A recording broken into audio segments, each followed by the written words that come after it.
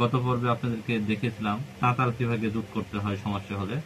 আজকে আপনাদেরকে দেখাবো আমার মোবাইলের সমস্যা, কি সমস্যা হয়েছে ফোনে, সেই সমস্যা আপনাদের কাছে তুলে ধরবো এবং সেই সমস্যা সলভ করে আপনাদেরকে দেখাবো। তো আমার ফোনের সমস্যা হচ্ছে, ফোনটা আপনার চার্জ এমনিতেই শেষ হয়ে যায়। চার্জ শেষ হয়ে গেলে, ফোন বন্ধ হয়ে গেলে পরে চার্জারে দিলে আর চার্জার থেকে ফোন খুলে না। সেই জন্য আপনি দেখতে পাচ্ছেন আমি চার্জার লাইনে দিচ্ছি, কিন্তু ফোনটা কোনোভাবেই খুলছে না। বুঝতে পারছেন, চার্জ নিচ্ছে না। দেখতে পাচ্ছেন লাইনে, দেখতে পাচ্ছেন আমি লাইন দিচ্ছি ভালো করে, চার্জ নিচ্ছে না। তো কি করলে চার্জ নেবে সে পদ্ধতিটা আজকে আপনাদেরকে শেখাবো। আমি প্রথমত ফোন থেকে ব্যাটারিটা খুলে নিই।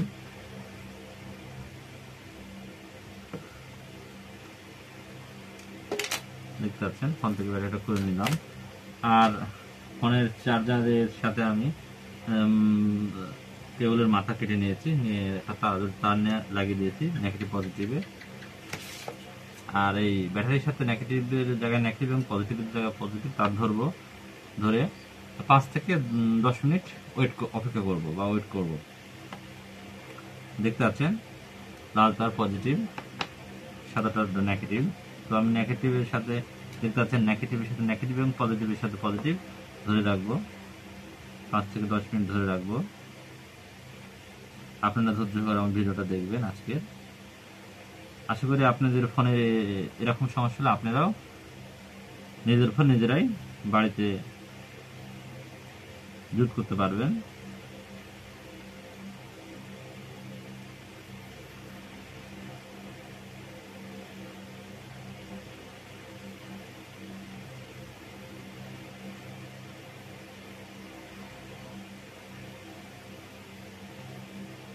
আর আমার ভিডিওগুলো তৈরি আপনাদের জন্যই, আপনাদের যাতে আপনারা আমার এই ভিডিওর মাধ্যমে আপনারা কিছু শিখতে পারেন, সেজন্য আমার ভিডিওটা যদি ভালো লাগে আপনারা বেশি বেশি শেয়ার করে দিবেন, যাতে আমরা পরবর্তীতে আরো ভালো ভিডিও তৈরি করতে পারি।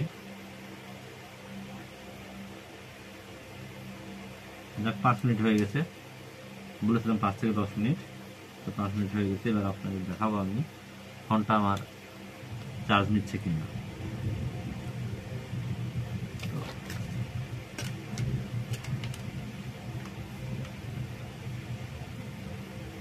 বন্ধুরা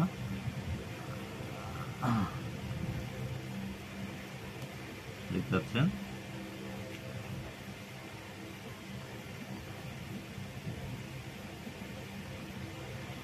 বুঝতে পারছেন ফোনটা খুলে গেছে, তার মানে ফোনটা এখন চার্জ নিচ্ছে।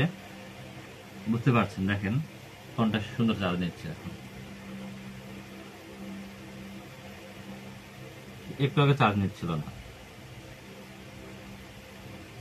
আপনারাও ইচ্ছা করলে আমার মতো করে আপনাদের বাড়িতে ফোন সমস্যার সমাধান করতে পারেন। যদি চার্জ না থাকে, এভাবে চার্জ করে যায়, চার্জ না ওঠে, তাহলে আমার মতো করে আপনারাও ফোনে খুলতে পারবেন।